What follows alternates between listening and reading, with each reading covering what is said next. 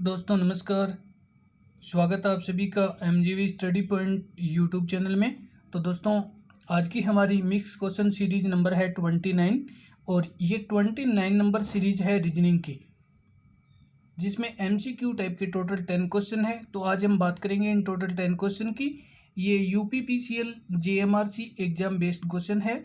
ये UPCL TG2 JMRC HSSC पटवारी police और सभी परीक्षाओं के, तो ये सभी परीक्षाओं के लिए महत्वपूर्ण क्वेश्चन है। तो बने रहे इस वीडियो के साथ में लास्ट तक, लाइक शेयर करते रहें।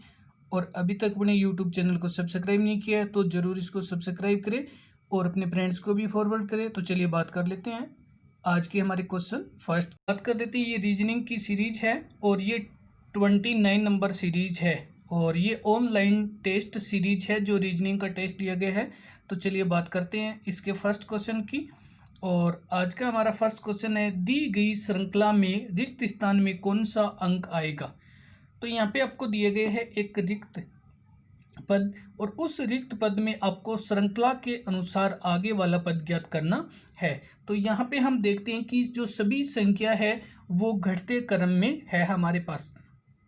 तो पहले इन दोनों पदों के बीच में अगर अंतर देखिए तो इनके दोनों के बीच में अंतर आता है 9 का, फिर आगे आता है 11 का, और इसी प्रकार आगे जो अंतर आता है वो 13, और इन दोनों का जो बीच का अंतर है वो 15। इस प्रकार से हमें पता चलता है कि प्रत्येक जो श्रृंखला है उसमें 2-2 का घटते हुए क्रम में चल रहे हैं। तो यहाँ पे 9 में 2 जोड़े तो 11, और 11 में 2 जोड़े तो 13, 13 में 2 जोड़े तो 15। अब हम यहाँ पे 15 + 2 बराबर में 17, और अगला पद जो कि हम यहाँ पे, और यहाँ पे आगे हमारे पास पद है 15, और 15 में 2 जोड़ने से प्राप्त होते हैं 17। अब हमारे पास यहाँ पे जो लास्ट का जो पद है वो 45, और 45 में से हम 17 को घटाएंगे तो आगे हमारे पास प्राप्त होता है 28। तो यहाँ पे हमारा आंसर होगा 28, क्योंकि हमें क्या करना है, प्रत्येक जो पद है उसमें से अंतर घटाना है, और अंतर हमारे पास 2-2 की वर्दी में आ रहा है। और चलते हैं बात कर लेते हैं अगले क्वेश्चन की। तो आगे हमारे पास क्वेश्चन नंबर है, ये ए दिया गया है जो आपका 1 नंबर का है, आगे सी दिया गया है ये 3 नंबर का है, और आगे एफ ये 6 नंबर का है, एच जो 8 नंबर पे है, और के ये 11 नंबर पे है, और ये एम जो कि 13 नंबर पे है।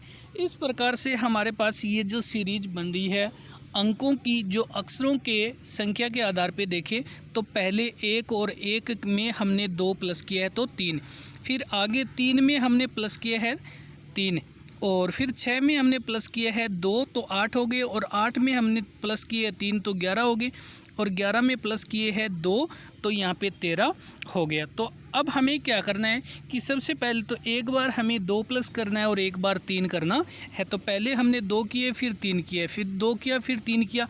अब हमने पहले तो 2 प्लस कर लिए हैं, तो 13 में जो कि 3 प्लस करने पर यह बनता है 16 नंबर।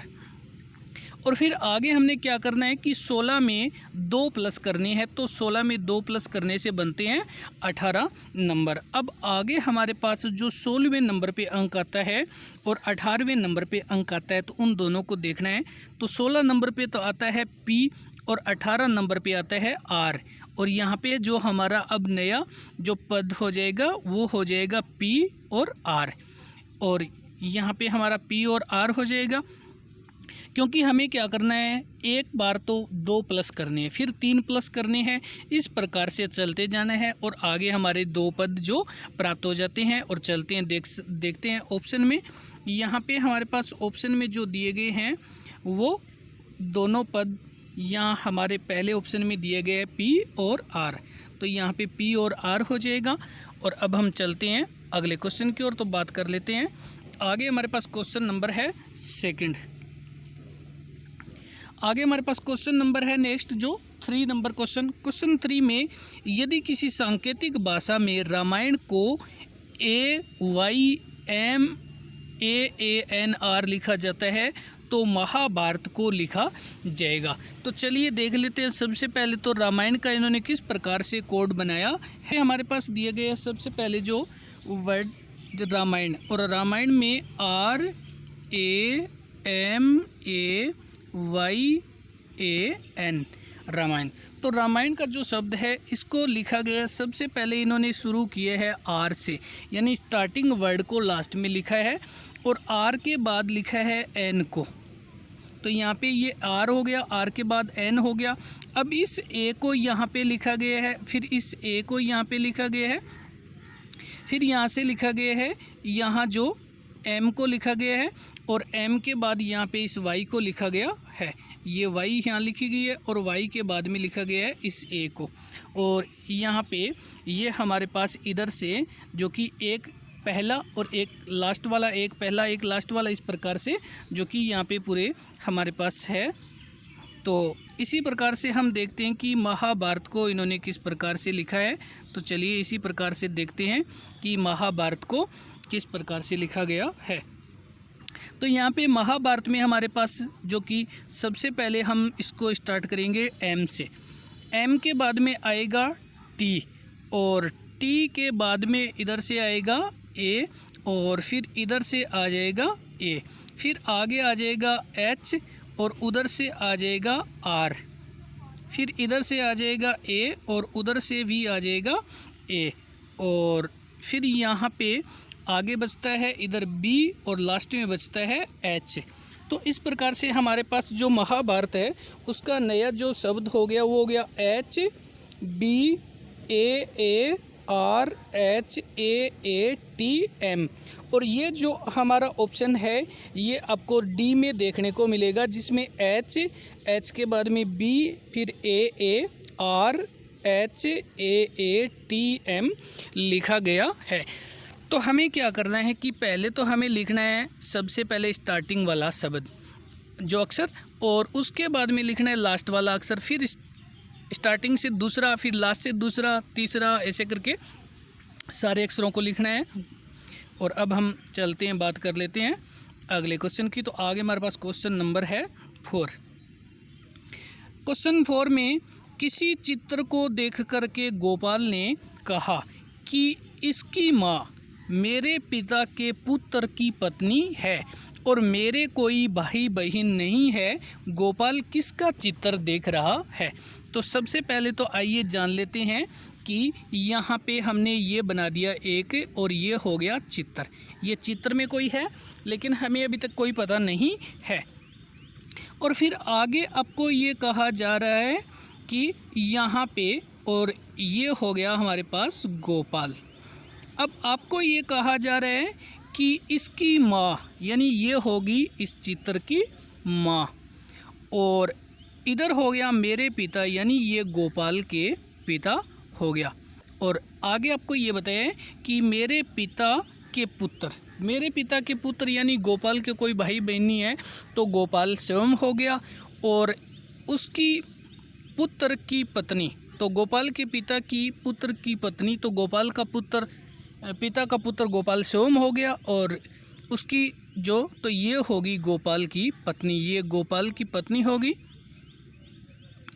और अब हम देखते हैं कि इसमें आपको ये बताया गया है कि गोपाल उस चित्र के क्या लगता है। तो यहाँ पे गोपाल की पत्नी का पुत्र, तो गोपाल का सोम का पुत्र होगा। तो यहाँ पे ये गोपाल का पुत्र हो गया, ये गोपाल का पुत्र हो गया। तो अब गोपाल किसको देख रहा है? तो यहाँ पर वह गोपाल चित्र देख रहा है, तो वह अपने पुत्र का चित्र देख रहा है। तो यहाँ पे अब गोपाल के पुत्र अपने पुत्र का चित्र, गोपाल ने कहा कि इसकी माँ मेरे पिता के पुत्र की पत्नी है, मेरे कोई भाई बहन नहीं है। तो गोपाल किसका चित्र देख रहा है? तो यहाँ पे या तो वो गोपाल की पुत्री भी हो सकती है या गोपाल का पुत्र हो सकता है, लेकिन यहाँ पे आपको संबंध में जो केवल पुत्र ऑप्शन दिया गया है, तो वो हमारा आंसर पुत्र ही सही होगा, क्योंकि यहाँ पे आपको पुत्री ऑप्शन नहीं दिया गया है। और अब हम चलते हैं, बात कर लेते हैं अगले क्वेश्चन की। तो आगे हमारे पास क्वेश्चन नंबर है क्वेश्चन 5 में ABCD और E 5 मित्र एक सीढ़ी पर खड़े हैं कि ABCD और E जो कि 5 मित्र है और ये सभी एक सीढ़ी पर खड़े हैं। तो यहाँ पे आपको कि C तो D के ऊपर है, C D के ऊपर है, ई ए के नीचे है और डी ए के ऊपर है, बी ई के नीचे है, तो सबसे नीचे कौन है? तो चलिए बात कर लेते हैं कि सबसे पहले सी और डी, जो सी है वो डी के ऊपर है, सी डी के ऊपर है, ई ए के नीचे है और डी ए के ऊपर है, डी ए के ऊपर है तो यहाँ पे हमने डी कर दिया, और ई ए के नीचे है तो ई है वो ए के नीचे हो गई है, ई ए के नीचे हो गई। और आगे आपको ये बताया कि बी ई के नीचे है तो ये बी हो गई ई के नीचे। तो अब हमें यहाँ देखना है कि आपको सबसे पहले तो इन्होंने ये बताया कि सी डी के ऊपर है, तो सी ऊपर हो गया और डी नीचे हो गया। अब आगे आपको ये कहा जा रहा है कि डी है वो ए के ऊपर है तो डी के बाद हो गया ए, और आगे आपको कहा है कि ई है वो ए के नीचे है तो ई के नीचे हमने ई, ए के नीचे ई कर दिया, बी ई के नीचे है तो यहाँ पे आपसे पूछा जा रहा है कि सबसे नीचे कौन है, तो सबसे नीचे है बी, क्योंकि एक नंबर पे ए हो, एक नंबर पे सी हो गया, 2 नंबर पे डी, 3 नंबर पे ए हो गया, 4 नंबर पे ई हो गया और 5 नंबर पे बी हो गया जो सबसे नीचे है, और हमारा आंसर भी ऑप्शन बी है। चलते हैं बात करते हैं अगले क्वेश्चन की। तो आगे है 6 नंबर क्वेश्चन।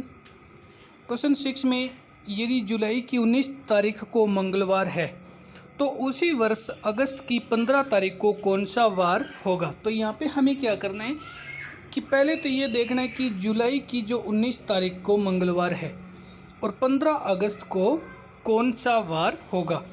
तो यहाँ पे हमारे पास जुलाई में होते हैं 31 दिन, और 31 में से माइनस करेंगे 19 तो जुलाई में हमारे पास बचते हैं 12 दिन, 12 दिन तो जुलाई के हैं। और आगे हमारे पास जो अगस्त में है 15, तो यहाँ पे हमारे पास ये 12 और ये प्लस 15 और बराबर में होते हैं 27 दिन। अब हमें क्या करना है, विषम दिन निकालना है, और विषम दिन निकालने के लिए जो कुल दिन होते हैं तो कुल 27 और बटे में करेंगे 7, 27 में 7 का भाग देते हैं तो हमारे पास 3 बार चला जाता है, और जो शेष बचते हैं वो हमारे पास ये 6 बच जाती है, शेष जो विषम दिन कहलाते हैं, जो शेषफल होता है वो विषम दिन कहलाते हैं। अब हमें क्या करना है कि यहाँ पे इसमें से जो कि यहाँ पे हमारे पास जो पहला वार होता है वो 1 नंबर पे होता है रविवार, 2 नंबर पे होता है सोमवार, और 3 नंबर पे होता है मंगलवार, 4 नंबर पे होता है बुधवार, और 5 नंबर पे होता है गुरुवार, और 6 नंबर पे होता है शुक्रवार, 6 नंबर पे होता है शुक्रवार, और 7 नंबर पे होता है शनिवार। तो अब हमें क्या करना है कि हमारे पास विषम संख्या 6 आती है, तो यहाँ पे हमें क्या करना है कि 19 तारीख को मंगलवार था, 19 जुलाई को मंगलवार था, तो अब हमें क्या करना है 1 2 3 4 5 और 6, छठा दिन हमारा होता है सोमवार। कि जब हम मंगलवार को जो 19 जुलाई मंगलवार से, तो बुधवार को 1, गुरुवार को 2, शुक्रवार को 3, शनिवार को 4 और रविवार 5 और सोमवार छठा दिन सोमवार होता है। तो यहाँ पे अब 15 अगस्त को हमारा वार होगा वो सोमवार होगा, 15 अगस्त को सोमवार होगा। और अब हम चलते हैं बात कर लेते हैं अगले क्वेश्चन की और चलते हैं बात करते हैं अगले क्वेश्चन की। आगे हमारे पास क्वेश्चन नंबर है 7। क्वेश्चन 7 में LESA लीसा अक्षरों का प्रत्येक शब्दों में एक बार प्रयोग करके सार्थक शब्दों का निर्माण करना है, तो अंग्रेजी के कितने सार्थक शब्द बनाए जा सकते हैं? तो हमें क्या करना है कि यहाँ पे LESA इन शब्दों का एक बार ही प्रयोग करना है, कि एक शब्द में एक ही बार एक अक्षर का, और इससे हमारे पास ये कितने अक्षर बनाए जा सकते हैं। तो आपको ये देखना है कि उसका सार्थक यानी अंग्रेजी में कोई मीनिंग भी होना चाहिए। तो यहाँ पे हम ये 2 बार बना सकते हैं, ये शब्द है वो 2 बार से बनाया जा सकता है। एक तो हमारे पास जो शब्द है वो है SEAL सिल, और एक हमारे पास SALE, ये 2 शब्द बनाए जा सकते हैं जिनका सार्थक अर्थ भी है, और इनको हम अच्छी तरह प्रयोग में भी कर सकते हैं। और यहाँ पे हमारा ऑप्शन है कि जो 2 बार है। और अब हम चलते हैं इसी के साथ में बात कर लेते हैं अगले क्वेश्चन की ओर। तो आगे हमारे पास क्वेश्चन नंबर है क्वेश्चन नंबर 8, 1 से 6 बजे के बीच दोनों सुइयां कितनी बार 90 डिग्री का कोण बनाती है।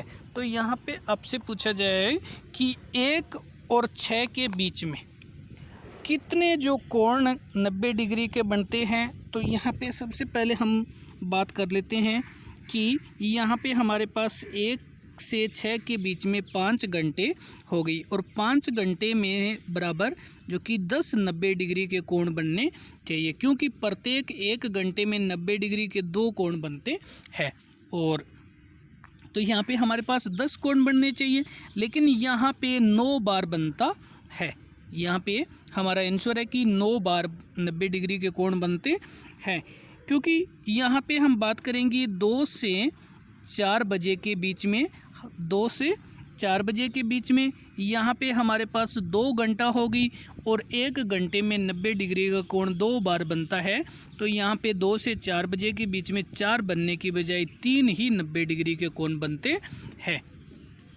3 90 डिग्री कोण बनते हैं, तो एक 90 डिग्री का कोण है वो कम बनता है, इसलिए टोटल जो है वो 9 बार बनते हैं।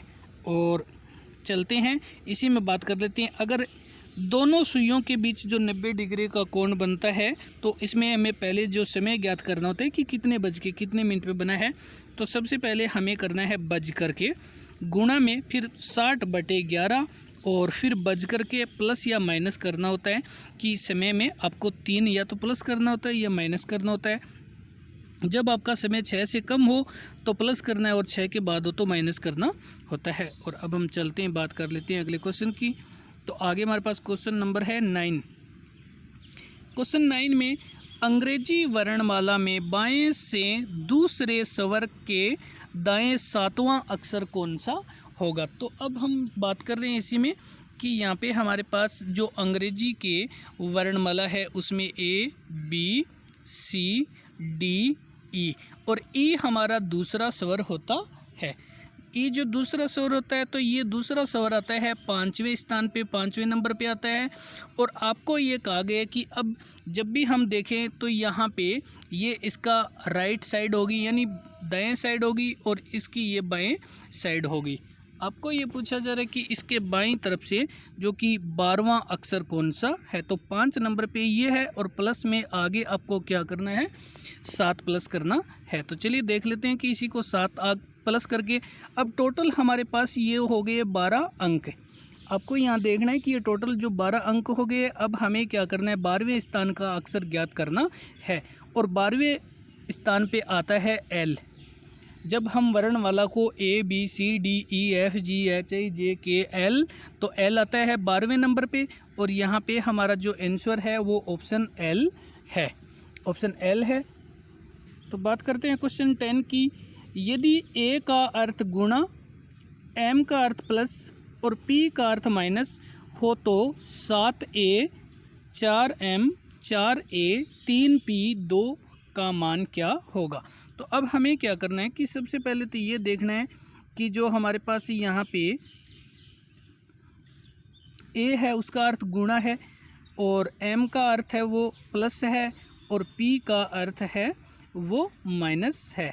तो यहाँ पे हमारे पास है 7 और A का अर्थ है गुणा 4 और M का प्लस 4 और फिर आगे A है वो गुणा में 3 और आगे जो माइनस करना है हमें 2।